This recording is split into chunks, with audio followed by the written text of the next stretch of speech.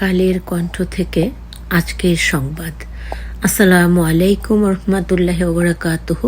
সুস্বাগত জানাচ্ছি আঁখি গ্যালারি ঘরটিতে। আর সেই সাথে আশা করছি সবাই আল্লাহর রহমতে বরকতে অনেক ভালো আছো। শোকের মাস আগস্টের প্রথম দিন আজ। আমরা জানি এই অগাস্ট মাসেই বঙ্গবন্ধু শেখ মুজিবুর রহমানকে মেরে ফেলা হয়েছিল সপরিবারে। আমরা সবাই জানি 1975 সালের 15ই অগস্ট শেখ মুজিবকে সপরিবারে হত্যা করা হয়েছিল, মানে বঙ্গবন্ধু শেখ মুজিবুর রহমানকে। এবার আসি পরের শিরোনামে। সড়কের পর নৌ চলাচল ও ট্রেন চলাচল স্বাভাবিক। শিগগিরই ব্যারাকে ফিরবে আর্মি, স্বরাষ্ট্রমন্ত্রীর মতামত। ডিবির প্রধান হলেন আশরাফুজ্জামান। অসহায় মানুষের পাশে নৌবাহিনী। শোকাবহ সে অগাস্টের প্রথম দিন আজ বঙ্গবন্ধু শেখ মুজিবুর রহমানকে সপরিবারে হত্যা, আওয়ামী লীগের সমাবেশে ভয়াবহ গ্রেনেড হামলা, জঙ্গিদের সাড়া দিচ্ছে একযোগে বোমা হামলার মতো রক্তক্ষয়ী ও শোকাবহ ঘটনার মাস অগাস্ট মাস। শোকের মাস ঘিরে গতকাল বুধবার মাস ব্যাপী কর্মসূচি ঘোষণা করেছে ক্ষমতাসীন আওয়ামী লীগ। দলের এক সংবাদ বিজ্ঞপ্তিতে এই কর্মসূচির কথা জানানো হয়। আজ বৃহস্পতিবার সকাল 10টায় কৃষিবিদ ইনস্টিটিউট বাংলাদেশ KIB মিলনায়তনে কৃষক লীগের আয়োজনে স্বেচ্ছায় রক্তদান কর্মসূচি, আলোচনা সভা ও দোয়া মাহফিল অনুষ্ঠিত হয়। এতে প্রধান অতিথি থাকবেন আওয়ামী লীগ সভাপতি ও প্রধানমন্ত্রী শেখ হাসিনা। সকাল 10টায় দলের বঙ্গবন্ধু এভিনিউর কেন্দ্রীয় কার্যালয়ের সামনে শোকযাত্রা করবে জাতীয় শ্রমিক লীগ। আজ থেকে 31শে অগস্ট পর্যন্ত মাসব্যাপী কোরআন খতম, 15ই অগস্টের শহীদদের স্মরণে দোয়া ও অসহায় দুস্থদের মধ্যে খাদ্য বিতরণ করবে যুবলীগ। এছাড়া ফজর বনানী কবরস্থান মসজিদে মাসব্যাপী কোরআন ও দোয়া মাহফিলের আয়োজন করবে ঢাকা মহানগর উত্তর আওয়ামী লীগ। 2রা অগস্ট শুক্রবার সারা দেশে সব জেলা, উপজেলা ও ইউনিয়নের স্বেচ্ছায় রক্তদান কর্মসূচি, আলোচনা সভা ও দুস্থদের মধ্যে খাদ্য বিতরণ, বৃক্ষরোপণ, দোয়া আয়োজন করবে কৃষক লীগ। 3রা অগস্ট রয়েছে মৎস্যজীবী লীগের বৃক্ষরোপণ কর্মসূচি। 4ঠা আগস্ট সারা দেশে যুবলীগের যুব সমাবেশ, মানববন্ধন, অবস্থান কর্মসূচি এবং বিভাগীয় কমিশনার বরাবর স্মারকলিপি প্রদানের কর্মসূচি। 5ই অগস্ট শহীদ শেখ কামালের জন্মদিন উপলক্ষে সকাল 8টায় আবাহনী ক্লাব প্রাঙ্গণে তার প্রতিকৃতিতে ফুল দেয়া হবে। সকাল 8টা 45 বনানী কবরস্থানে শ্রদ্ধা নিবেদন। 11টায় বঙ্গবন্ধু এভিনিউর দলের কেন্দ্রীয় কার্যালয় শেখ কামালের জন্মদিন উপলক্ষে আলোচনা সভা করবে ঢাকা মহানগর দক্ষিণ আওয়ামী লীগ। এছাড়া শেখ কামালের জন্মদিন উপলক্ষে আলোচনা সভা করবে যুবলীগ। ছাত্রলীগ ও মৎস্যজীবী লীগ একই দিন সকাল 11টায় এ উপলক্ষে আলোচনা সভা, আলোকচিত্র প্রদর্শনীর আয়োজন করবে আওয়ামী লীগ স্বেচ্ছাসেবক লীগ। 7ই অগস্ট দেশের সব উপজেলা, থানা, পৌরসভা ও ইউনিয়ন যুব সমাবেশ, মানববন্ধন, অবস্থান কর্মসূচি এবং উপজেলা নির্বাহী কর্মকর্তা বরাবর স্মারকলিপি পেশ করবে যুবলীগ। 8ই অগস্ট শেখ ফজিলাতুন্নেসা মুজিবের জন্মদিন উপলক্ষে সকাল 8টায় বনানী কবরস্থানে শ্রদ্ধা নিবেদন, কোরআন খতম, মিলাদ ও দোয়া করবে আওয়ামী লীগ। ঢাকা মহানগর উত্তর ও দক্ষিণ আওয়ামী লীগ সহ সহযোগী সংগঠনগুলো। শেখ ফজিলাতুন্নেসা মুজিবের জন্মবার্ষিকী উদযাপন উপলক্ষে মিলাদ ও আলোচনা সভা করবে আওয়ামী লীগ, স্বেচ্ছাসেবক লীগ ও মৎস্যজীবী লীগ। 9ই অগস্ট 11টায় টুঙ্গিপাড়ায় জাতির পিতা বঙ্গবন্ধু শেখ মুজিবুর রহমানের সমাধিসৌধে শ্রদ্ধা নিবেদন করবে জাতীয় শ্রমিক লীগ। 10ই অগস্ট শনিবার বঙ্গবন্ধু এভিনিউর আওয়ামী লীগের কেন্দ্রীয় কার্যালয়ের জাতীয় শোক দিবসের আলোচনা সভার আয়োজন করবে মহিলা শ্রমিক লীগ। এছাড়া বঙ্গমাতার জন্মদিন উপলক্ষে সকাল 10টায় আওয়ামী লীগের কেন্দ্রীয় কার্যালয়ে আলোচনা সভা করবে মহিলা আওয়ামী লীগ।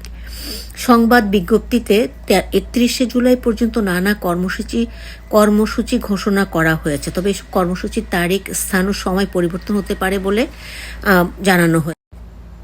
সড়কের পর স্বাভাবিক নৌপথ, ট্রেন চলাচল শুরু আজ থেকে। চলমান কারফিউ পরিস্থিতির মধ্যেই সড়কে যান চলাচল প্রায় স্বাভাবিক হয়ে গেছে। রাজধানী ঢাকায় তীব্র যানজট যেমন ছিল, তেমনি গাড়ির সংখ্যা বেড়েছে দেশের জাতীয় আঞ্চলিক মহাসড়কে। সড়কের পর এবার স্বাভাবিক হয়েছে লঞ্চ চলাচল। ঢাকার প্রধান নদীবন্দর সদরঘাট থেকে নিয়মিত যাত্রী নিয়ে সারা দেশে লঞ্চ ছেড়ে যাচ্ছে। আজ বৃহস্পতিবার থেকে সীমিত পরিসরে ট্রেন চলাচল শুরু হতে যাচ্ছে। ঢাকার সড়কে গতকাল বুধবার ছিল তীব্র যানজট। যান চলাচল পরিস্থিতি এতটাই স্বাভাবিক হয়েছে যে রাতে কারফিউ চলমান থাকা অবস্থা যানজট দেখা গেছে। দূরপাল্লার বাসগুলো নিয়মিত যাত্রী নিয়ে চলাচল করছে। গণপরিবহনের পাশাপাশি সব ধরনের সড়কে ব্যক্তিগত গাড়ির চলাচল বেড়েছে। আগের দিন মঙ্গলবার রাত 10টার দিকে ঢাকার কুড়িল উড়াল সড়কে পণ্যবাহী গাড়ির তীব্র যানজট দেখা গেছে। এই সড়কে উত্তরা আবদুল্লাপুর হয়ে টঙ্গীমুখী সড়কে যান চলাচল অনেকটা স্থবির হয়ে পড়েছে। গতকাল ঢাকার প্রধান সড়কগুলোতে দীর্ঘ যানজট দেখা গেছে।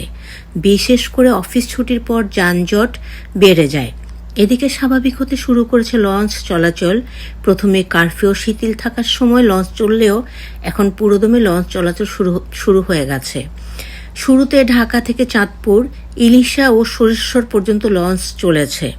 এখন ঢাকা থেকে বরিশাল, পটুয়াখালী ও ভোলার মতো দূরের গন্তব্য লঞ্চ ছেড়ে যাচ্ছে।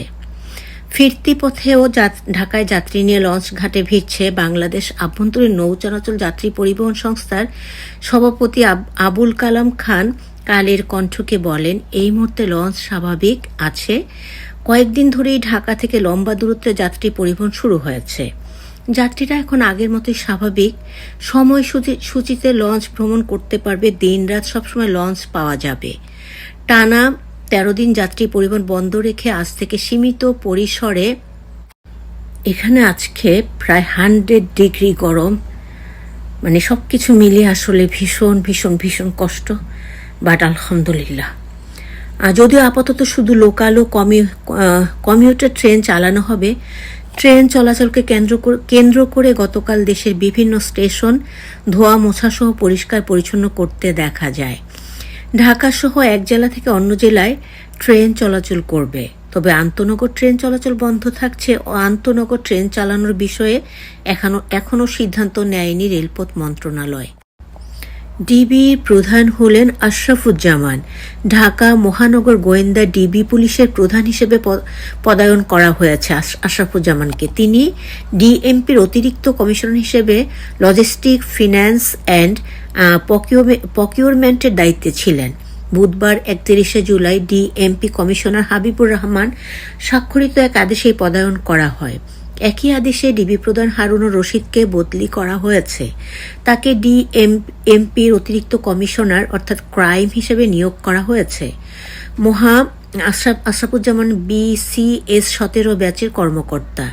ডিএমপি লজিস্টিক্স ফিন্যান্স বিভাগের আগে তিনি পুলিশ ট্রেনিং সেন্টার খুলনার কমান্ড্যান্ট ডিআইজি এবং ডিএমপি ট্রাফিক দক্ষিণ বিভাগের যুগ্ম পুলিশ কমিশনার হিসেবে দায়িত্ব পালন করেন। অসহায় মানুষের পাশে দাঁড়ালেন নৌবাহিনী।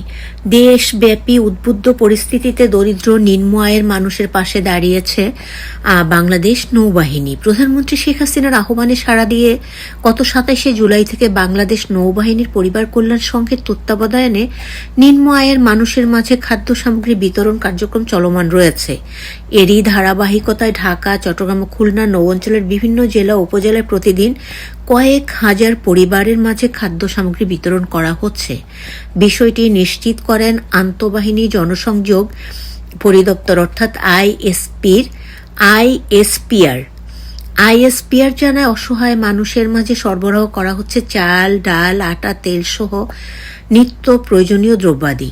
সমাজে সুবিধা বঞ্চিত শিশু, পঙ্গু, বয়স্ক, নারী পুরুষ সহ অসহায় গরিব ও দুস্থ জনগোষ্ঠীর দুর্ভোগ প্রশমনের লক্ষ্যে এ উদ্যোগ গ্রহণ করা হয়। দেশের দুর্বিপাক সহ যে কোনো পরিস্থিতিতে বাংলাদেশে নৌবাহিনী মানুষের কল্যাণে নিবেদিত রয়েছে। এবারও প্রধানমন্ত্রীর নির্দেশিত পথে নৌবাহিনী জনকল্যাণমূলক কার্যক্রম মানবিকতার এক অনবদ্য নজির স্থাপন করেছে। নিত্য প্রয়োজনীয় খাদ্য সামগ্রী হাতে পাওয়ায় সমাজের গরিব ও দুস্থ জনগোষ্ঠীর মাঝে স্বস্তি ফিরে এসেছে। জনসাধারণের জানমাল ও সরকারি গুরুত্বপূর্ণ স্থাপনাসমূহের সার্বিক নিরাপত্তা প্রদানে নৌবাহিনী দৃঢ় প্রত্যয়ে নিয়োজিত রয়েছে। দেশের যে কোনো ক্লান্তি লগ্নে তারা মানুষের কল্যাণে পাশে থেকেছে এবং ভবিষ্যতেও এই ধারা অব্যাহত থাকবে ইনশাআল্লাহ। শীঘ্রই ব্যারাকে ফিরবে আর্মি। স্বরাষ্ট্রমন্ত্রী আসাদুজ্জামান খান বলেছেন, দেশের পরিস্থিতি ধীরে ধীরে স্বাভাবিক হচ্ছে। শীঘ্রই কারফিউ প্রত্যাহার করা হবে এবং আর্মিও ব্যারাকে ফিরে যাবে। বুধবার 31 জুলাই সন্ধ্যায় সচিবালয়ে সাংবাদিকদের সঙ্গে আলাপকালে তিনি একথা জানান। স্বরাষ্ট্রমন্ত্রী বলেন, জাতিসংঘের আবাসিক প্রতিনিধির সঙ্গে আমাদের বৈঠক হয়েছে। তিনি জিজ্ঞাসা করেছেন যে আর কতদিনের মধ্যে পরিস্থিতি স্বাভাবিক হবে। আমরা বলেছি যে মনে করছি ধীরে ধীরে পরিস্থিতি স্বাভাবিক হচ্ছে। খুব শর্ট টাইমের মধ্যে সান্ধ্য আইন বা কারফিউ তুলে নেওয়া হবে ইনশাআল্লাহ। আর্মিও ব্যারাকে ফিরে যাবে। এক প্রশ্নের জবাবে মন্ত্রী বলেন, অনেক দিনের চাওয়া ছিল মানুষের জামায়াত শিবিরকে নিষিদ্ধ করা। এটার প্রক্রিয়া চলছে। জামায়াত নিষিদ্ধ করা হলে আইন শৃঙ্খলা পরিস্থিতি অবনতি হবে কিনা জানতে চাইলে মন্ত্রী আসাদুজ্জামান খান বলেন, অবনতি তো অনেকখানি হয়েই আছে। আমরা ধীরে ধীরে এটাকে স্বাভাবিক করে আনছি। অবনতির পিছনে যারা আছে তাদের আইনের আওতায় আনা। ডাচ মহাসড়কে বিমান বিধ্বস্ত, পাইলটের মৃত্যু।